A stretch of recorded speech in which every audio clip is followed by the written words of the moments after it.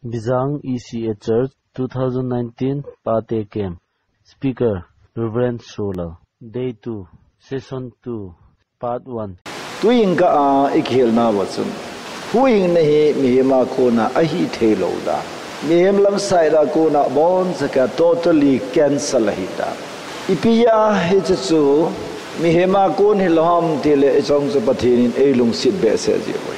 Ay ngay luzi wasu ewa ako na masa expect lo. Tun mihima ko na si piyam ka expect zingay laki yung kahin ko ki pa lo so na. Kalau ini je boleh tak kabol piding ama phat na lagi ke phat ding phat lo wala ke phat moding di ho je ding le condition. Nu mai nu patam ta yang ki tu mo nahi khadin khana ko na expect ha bol telu le. Na ni ba expect ki bolai chan sia sui ta sa yung ki pa lo we. Chule ne heading khalsu ibola pathin e ho ko na huing nahi a salam jule chon si hi ji we. Ni chon si chu ni ti ba chon phat bol thei da. Rong la phunga chu ti ba hai ga thei da. Yisu na se chu la. Mei thai siel tho ling phunga chu ki lem pi ti ga da. Bo gul si sun ho ati yeng chu la. Ho lam kai ho na jangai tu gul si sun ho ti chu na. Gul chi la ho. Asa pakai Yesus Kristus chon ji chue. Perasa ho na. Wan gam hi. Ai ho ilut nom pau hi athu pi po. Pathinin wan gam hi ibon sawa ilut sa nom ji wa so. Dana thim chan na. Dan thua chon phat lagi ti pai a sa lo. Na phat let a pha na mo de. Na set le a se na mo ding ki ti chu. Tuai hu hing na ilut na sang wa hi. Huing na ichan thei na a reason. Huing na imu thei na. Huing hi thei na ho isei masangin. Ebola hi huing na ngai hi bam ti hi khat na. Mi chon si hi jiu. Mem kha so da mo lo le ti ba lo so ngai chan da. Mem kha so ke nga pop lo le pian di sa ngai chan da. Mem kha so thi lo le ti ba coffin chu ki sui da. Pa khai so na se ti dam te lo thi mo ngai poi. Adam lo ten bo ngai. Tuna kemper ho adamana kingai to bom adam lo ana kingai to bom ibidam mo na ham thagau dam lo ai la thagau dam mo na le ta sa dam mo na hi wa no ya ingol dam da no hi thagau dam mo na pa hi khozo so I to ta sa dam mo na it can be cured by medicine ta sa dam mo na chu du pan da ma de sizate hospital min ta ho AIMS hospital Vellore hospital kidam the chu thagau dam mo na chu ki sumang the lo Chonsetna ki zu lo chu lung som phat na medicine umama long chang khani mu le ine le zui vet na li lo so ji umam lo no mei chunga zon lungi put sudam na umam no mei chunga alip be si bang khu asu ngoi na ka het na deu la ka hop the na dam mo a zura ngol ta zu ngol nei lo pu so na ti za ja ngol so adam nei lo pu we saw an angol khu ibola ngol ham am lo pha na ngol ta we saw an mu ta lo je chu septic deng ibol kham phat ba we saw ding a cho ha thing thang we saw khan la ki ho la ka hong wo ki ho la ka hong vet ani nge ta hi thing lang lang ki sa toilet system phat ta am ta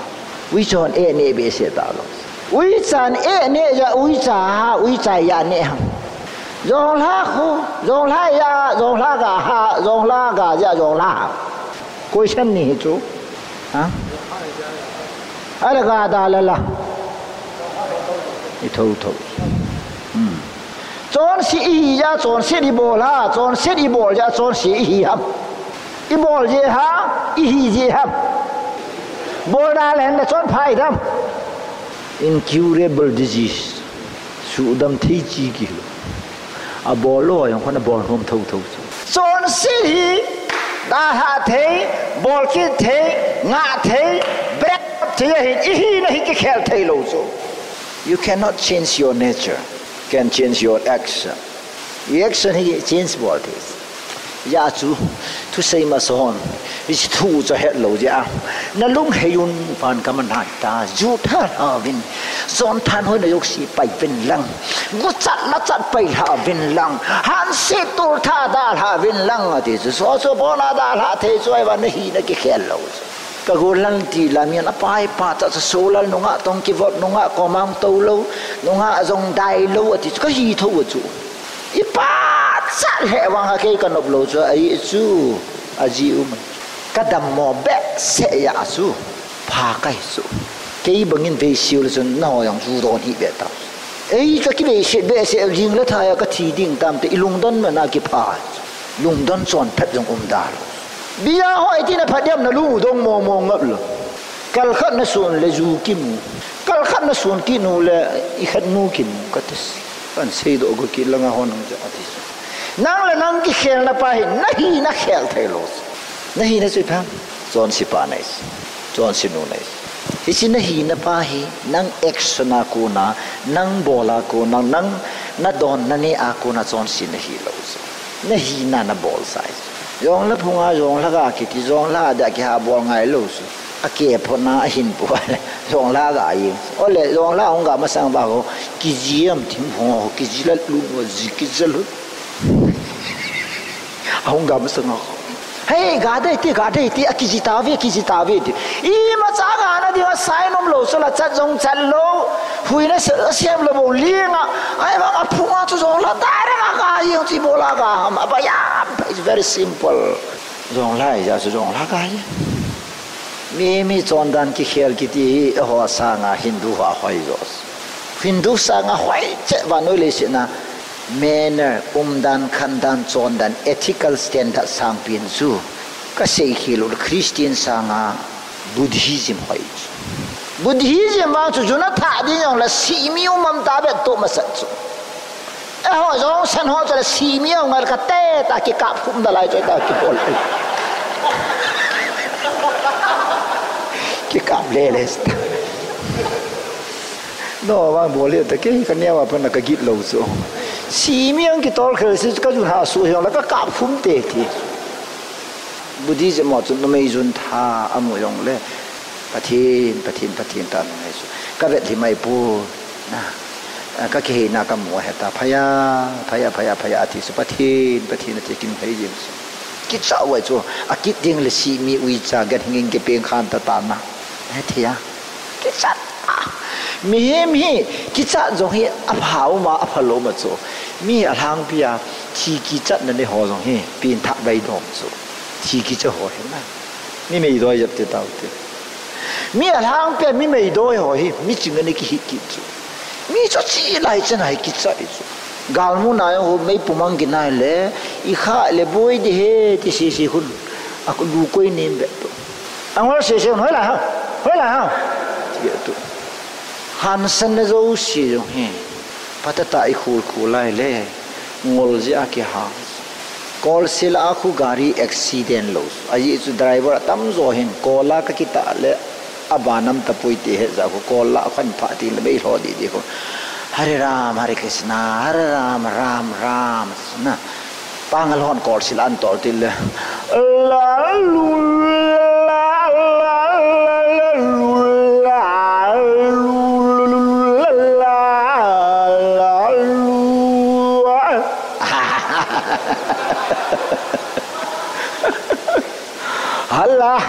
Allah mal sla la ulwa la pachinan ho yu kol ki ti chumai mai lo ka tol khel thanai le ki chai dai tai ti ki chat na pa chun ching thei ta gari tol hi sia ching hang gam gim nei ta kha pha ti me lon zu don be ta ai chu a ki chat be se long na dinga su zu don ene sen on emi ho kam na dinga su zu don kha masat wa ai chu a ki chat be se ji me doi su mang na dinga su ki sungol ma sao zu wang pat ta ta na kham ting la ki thi ki chat nam ta lo ai chu pat ta an na su ngol su chu ke ho pa ba jong hi ngol ki ti ki Bible se ko la kham na the alo ki ti chu mi chingai pu ti chu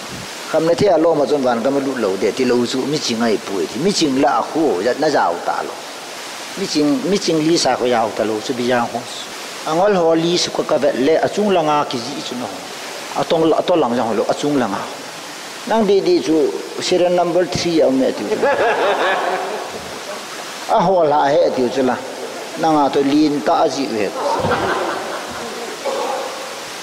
ai ba Bible in ching thei ta se chu a khamo son van gam lo ding hi a don hon van gam lo le drak ne hon van gam lo de hi ati lo chu chon si hon van gam lo de ti chon si na hi jong hi na ki ha bola na hi lo se ke ong chu to thang ka hi ke ji lo ka he lo ka to thang ka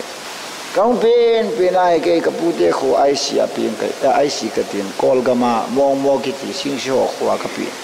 kau pen na ka khwet ma sangai ai sia po do wa ter sing khwa ka chen kit chu kau pen do ka lim di ma he ke ti Sholal ke tiong ken ter si nga ka ke ri chu ai chu mi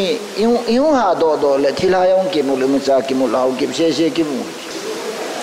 Ken Manipura he masahi how kip se cheng kai sa ta chu nu hi to wa noi le si na hi how kip se kai sa aki ho in sung se su to thang ka chen ji wa hi ai sia su to thang ki ti yong ki ja loi ja na I Sholal tel aphana e ter sing kai ta to thang ka hi ka he do na su ka ni tui lo su to thang ka he ti apana e khu ti la nei ko politics na bol lo dai tai ti Amen. Jing le yong le ju tem le yong le jun vote na mu poi Sholal ka ni.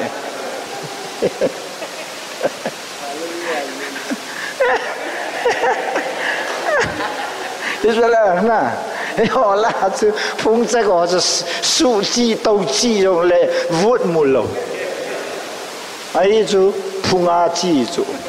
Na ngai nom la na ngai da la hai to ka se chu. Phung a ji chu. Gang te hòn hậu kịp adem senal ka sa so hậu kịp tam dan social piten bleng fire ball we ti sung langa kap la hậu kịp khanong leng thai hậu kịp pa khat gang te pa ko ma sum benga chia cái hin ni sulang hai tang kan lunga han le tang tel ki si ten ka ne ma tin cái yong ka lunga batot ka hi adis dan Vato chun min tang te la ki va he ka na gang te o chu e o zong ye ba dong vai mo tam wang wa jing kon panga gang te khat hi how keep organization ni long la chun na ni lo la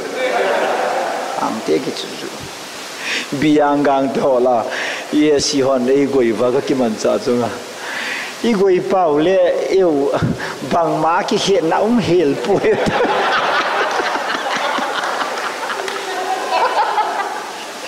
Pakai le ki hiện nào hiểu phụ yêu gang cái sáng à sáng rồi khu hạt sát bê xe ya su thêm khát nay một số lô này đã cả lên nuôi nó căn hộp gì na tấu thằng cái hi nó mà cái hi lô bết số thì sen ra là tấu thằng cái tôi dùng ít bên thay dùng lệ cái thì sen quy pa mang đi lô tấu thằng cái gì tấu kalau pa yang pasal komisa tapang ngacong lui mang lopel ipia huing nai ngai sana ipia pakai Yesu Krista hunga vano ya ipi parposia hung ham atile nahi khel ngai abul bala khel ngai ale lang khel ngai tun example in hai thei phung khu hai ga jo su lo la jong la ko ve la ga tho paka cái quá dù cái cái đó cái lâu đây ta thì trong lịch sử abul là ngã nó biến thành nó adi là nó đòn thâu vi cha kem cái ball lâu cái tìm vô cái nệ lâu đây tại trong lý thi vậy anh nằm ra tiếng là bui cáiตัวhay ball là chọn phát cái ball chọn phá cái hi phá na chọn phát sung độ chọn phát này đi mà chọn phát cái ball lại là sót lâu chút hiện chọn phá hi mà sát điếng chọn phát này mà sát điếng chọn phá các cái số mà sát điếng châu thiên là một chọn phát hỗn độ đi số tu này ai pasal Sholal hi phát na mình nằm uzo se hi chọn papa Giêsu ra là hung độ hallelujah cha hi kapung lâu pi na tâu thang lâu pi na Sholal lâu pi na Sholal phát na cái sun ta lâu cho Krista vanga Krista này lui là chỉ tiba chọn phát na này đó cái gió lung xe tên rom bunga chang som là nín sim piu iti dana chon si ka hi ham iti a chon si ka hi ham koi ji a chon si koi shani do lo ki ki che lo iti dana chon si ka hi ham tele me te ka hana chon si na hi ti le a sei pa no he ding na yong na ke ngai da so sei ka hi ata hi nang na ke dana chon si ka hi ni ti ti ju na don ja na ki gel so lo na ne ja na ki gel so lâu nè yune hu zon than hoi chon sit za chum chum itwa isi zo si hi aga so outcome hi so outcome ti chon si hi ja hungum ngan so I bol do hoi action zo si hi ja action hung do so apolanga hung pi so hi so ai bai so chon na bol lo wai le chon si ne hi chu min head kit lo so identification hi so identity mark so solar cha na pen amit ko thu in alai chunga hen avom khat na ume ti chu solal pa sun hita banga hi a het thi ne dinga ke se bo ya cho chu umi be ya solal kai chu iti dana chon se ka hi ham iti a chon se ka hi pan ham koi ji a chon se ka hi ham ti hi koi san tu me I don bu du a khat na hu se du khat na pai answer iti dana chon se ka hi ham rombunga chang som laku comparison ta so Adam le Jisu ke compare so mizo si chon si hiu hi no me to ka zon ji ka hu chat ji ka sune ji lo ka kani le bol ji lo ka kani ne ji lo lan za ka ne ka chet ji le kha ka kap ji lo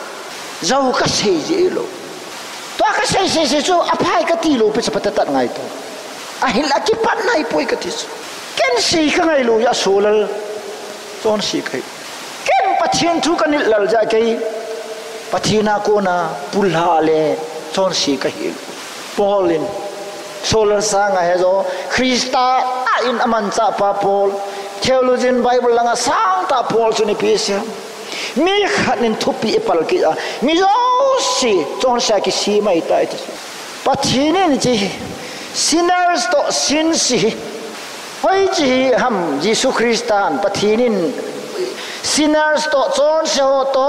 chon si roi hoi chi abet ham se ti chi abet nam ai le hi chi chon si na hoi pathinin na boi piam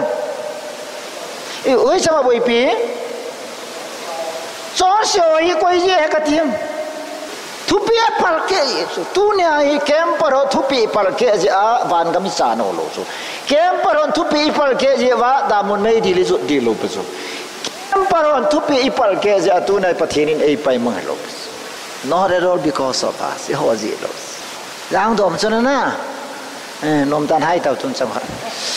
ai cha ke je boye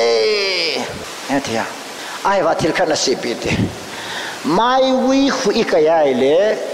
ipipi nan zuyam siti mai aga lai ta wi khu ikaya le koi nan zuya apa anna aka bon se ka anjui khulana mai si se na zui na trai pathinin aga mat lo so aga lo so aga boi pi lo so agu ya kai le maya si so kai do ai adama ko na ki khaila zo se Adam sunga pathin lung si lung han na chun adal phai ai hin tam cha relax ka se nom pen ta chu pathinin Adam zia me zo si aman tha ding wang nom ta lois mi khat su khel ya Adam banga su khel ho zo si aman tha ding chu van pathin nom lawais e ho tau ji jong hello e ho wa nom ba corruption jong lut lo ko ma epilibol wa pathinin alunga khel jong hilo hi son vil pakaya malung lam ta iman tha adi hi pathina nop lo ji a chu mi khat wanga ban mi zo si chon si hi le mi khanin thupi enit ji ati ta sala chapang thu don ga ke dong lai le Adam thu le Jisu Krista thu su apain koi thu lan tam thu pe pal ke pa thu ala da ha athu pe zo si nit pa thu ala da koi thu chi dam se nei na sunga hi anu apa se ngai pa in sunga thu chiam se ngai lo pa thu chiam se ngai lo pa thu chiam se ngai pa thu chiam for song chi ka num so na ai ba alhang pi a for sa chela long sen pa ki cha ja abol bo ya ata thu ngai ki te lo so alhang pi ai koi thu ki ngai am ilung to pa thu ki ngai pin chu no me hong lunga nga apasala khatna pang se su le pasala tam jon no me vo ngam lo so alung sit chu na lunga tu chu sun lang pa tu chu me jan nam po na dal do le jan le na ngol ding na he ya chu khanin thu pi perke khanin thu pi ni chu ala jo ka sei chu na gel do ta wan pakai sun ke ma thu pi ho jo si sumang dam kai po dan thu sumang dam kai po thu pi jo sin ni dinga hung kai ti chu amen jisu chu vetang thu pi jo sei yu chu pa lung lam bol dinga hung kai ti chu pa lung lam bol chu ke dinga ka an he ti ta chu la first one bung li chang som chung la lia chu my food is to do the will of my Father who had sent me and accomplish them cross ngai pi sam it is finished ka tong sai tai amen ka sai tai ti sula hallelujah tu set se ngai cho adam chun tu set pathin thu pal ke cho apal ke ya cho adam ji ami yo si chon si ki so mi zo si pathina ko na pul hai so chon si na hi na yong nang ji hi lo na laga ba na thi yong nang na ya lo sa phai be ta hi chon si yo so itia chon si ka hi ham ma de te kha khana ala davidin kanu oi sungai yong chon si sa ki zil ka he ti khola ale anu oi sungai pi bol hi ne yo anau na pe ham sapang nau se na nu oi sungai jani ma sa he lo zo i ma sa ne lo i ma sa bol se ne lo zo anu na bu ye wa tina si lo ba sa pe yang pe lo ba so ai le bola chon si sa ki zil ka he davidin thil kha na mu so eden ho na mu ai itia chon si ka hi na ne patni na don patni til phalo na bol patni chu chon si na hi ai le nang ala chon pha nai jing bi chu i ma sa asia pha yong na het ma sa asia pha na bol ma sa nga yong chu bible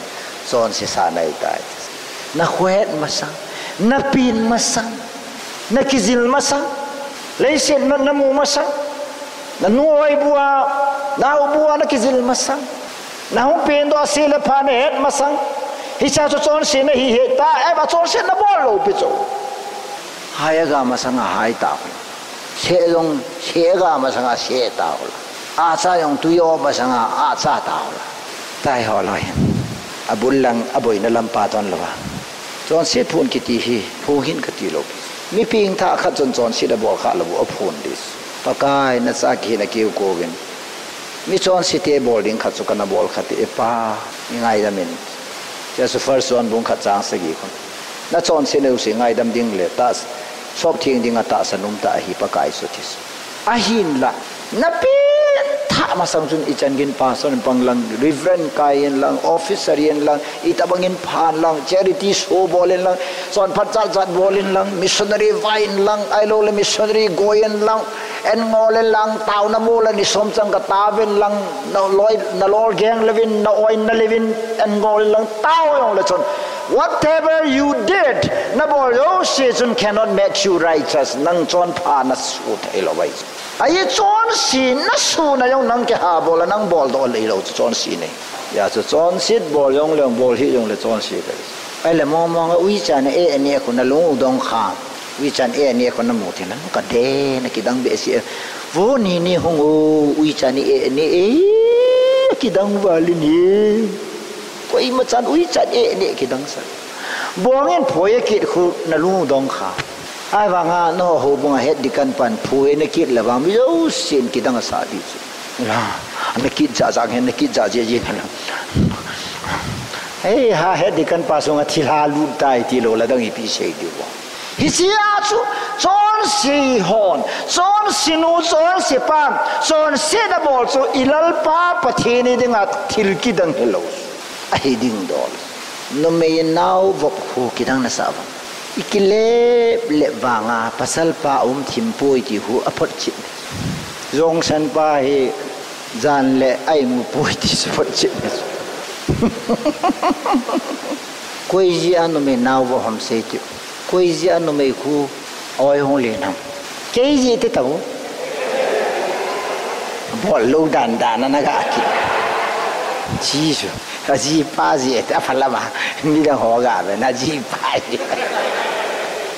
sa pa biya ho ba he kho yar ka je biya ho ta ba ga ka he nganal sang na kho zo nang ji chana no mai chile min ni ke ji he ti nge do a ke wang pa sor kai ba ma kham khama ki nei thos that means om thim poi je pa khoti ne the ya me nu ka ngo dam che choi le tu nia nang in Chonsetna badrak na ne won che ke ai supreme court he tele no na ke man lo sa hung ko na pa adam ke man ai van gam high court supreme court hin ting le pathini thu ten de thu ta thu tan de the survival across a town ko gel dot pa a hello ji o hi pathian thang wan na ho town na ji a van gam lu de lo so dan zo si buki pa town ko pathina sa a ji su bai mi chon pa town na so angai na van pathini na ko le sunge thi so ke chun ka lung dong hi chu o ka pin tha ma sanga mi chon pa taw na bo san ding lawang yin ka ne la lung thim la khat bi chang thieng kha lo cha pa hisab kitab nge na ki dim ki ba ke taw na san dam ti i oi na jong le ki taw ta lo so kan pon te jong san pa taw ne pathi na ngai lo de ta le ki pai mong ji ai le bible le se so mi son pho taw na ngai nan ba pathini na ko la sunge ati so ko yo chu son pha ham te Jesu Christa nei zo si ko pathin chon pha sim chu ko iwanga Jesu wa hallelujah ai le Chonsetna lo pen pa ho chon sa sim chu la ko iwanga Adam wa ya bol lo hela chon si ne na he lo ka chon si ne una Chonsetna ki bol jo si pathin a hello wa ko is ken ka bol thelo chai chu ka het ta ka het ta ja su pathin sa kai ta ja su Jesu ka nei ta ja su chon phapa ka nei ta ja su Chonsetna chon ki tu ta lo wais koi wanga solal wanga Krista wanga ya su mi khanin thilphan bol da athil pha bol ja su mi khan noi sia mi kha cha ta jinga athil pha bol ya ki son jinga le wang chut alang pia thu ta mo poi ti ne ho bung ji nga ga lam kai ho jing za na to do ho na bol do ho ja su na ki le sa kha ai le I don't think you are not at all clear with the truth ata ta thu ta pa ta sun nang mo che na ni poi ti phat chi ne chai phung thu ya lo bi la na denomination thu ya lo bi la na Judaism thu yaw lo bizalana Gentile thu yaw lo bizalana mi yo se hi ne se jula hallelujah dania chu kang ma sanga zo wai pheo khanong en he o as pathinin website a mobile na thu se bang khu ka ki pa be se ki holanga mi kha jong hi Judaism ma so ta mai tan the glory of the church ne so adang da honga ya ko nen tu ne Judaism da lan Christian ai ta thi so pathin tang wa no man ke hin lai kem si sa hi mi hin kho hi ki khel da na ka ngai tul mobile nga ya hin kho ki khelum chu ala ni khat chu niulam la na ka chi dol bayara khu bayar nga pa thang boy ki tin de sing su no he o na chu sei ka nga ya pon en ju yong ka don ta poi ju mong ka vengam ta poi thi su aba na chun kanan venga khon ni khat chu in sung khan hin mobile so la ya te bora koi vin an ko ke vin ko na ke kha khum vin apa na se tunin boy eventually solar le ki ko zo po vin mobile he la ya koi tin amana se ingai de he pathin thu ingai de angai vai le apa wa pandemic hi soin ain suma khamna the zo si apan zong ka le zu do na ka le khaini pp ane hi na cha te bon chan thil ting lo yo si chu mai cham akadovin akisim tha ovin nasaten en sum ke khel tai ti ai le hablong ka tin jire langa kai maya khu kai mai singsun khanin phone in bola oi pu ta na nu bing je na in popi pathin ka thang wa dan mobile hi jing ka khan na thusim palin hi la kilomi na thu sei na chun otar call na bol na chun ken jong otar call nang cruise na ki zawlo otar call dan khun mobile ka koyin ka ji ka cha te boy tunin pastor Sholal thu sei ngai ute a sei dung ju inu bute ta asana ne yin Jesu ta asanin ki pilhaw te din ka ki pilhawin ka ke cancer ti su bone cancer na kaise na thu su angai ka kema azaw lo wang ba su participate abol wa taw naman mobile ka taw na su adam lo zo sin adam mo na chiu chuna khut ngamon lang katia taw na kaman taw na mobile taw na ki man chai he nila hi a cancel da mai hallelujah a cancel dam ji ngai ipizia hi che pa chunga chu pathin na to chu hung the ham tile pathin thui patta ta na ngaya na ta san ting le pathin na to na sunga thong je yes tu nai ki now itia chon si ka hi ham koi ya chon si ka hi ham ati itia ati le idan hona pakai pathinin adam ano do nya panaso ama a ki khaila zo si chon si sai bene e ho ji a nang ji a ke ji a chon si ka hi hi lo wei ama ji a chon si ka hi ama ji a chon si na hi the ji a su ama ma ji su ji a chon pha ka hi the na jong su pathinin lampi e hon pi hi pathin thang wan adam ji a mi lo si chon si hi ki pa lo na pin thu a hin krista mi lo si chon pha ki su the he ti pa hi ki pa na tho pa ki ti ne them ta ben tu ne ki pa na tho pha ka hun lo lai ka hun lo wang alam pi su kan se masan mi he ma ko na chon phat na ki mu thelo mi he ma ko na chon pha ke to mi hem wa nga hu hing ke thelo ke wa nga nang wa nga hu hing ke thelo ipi enam tile hing lai ngai cha no phi nang ji ke ji lo so mi bul pa adam ji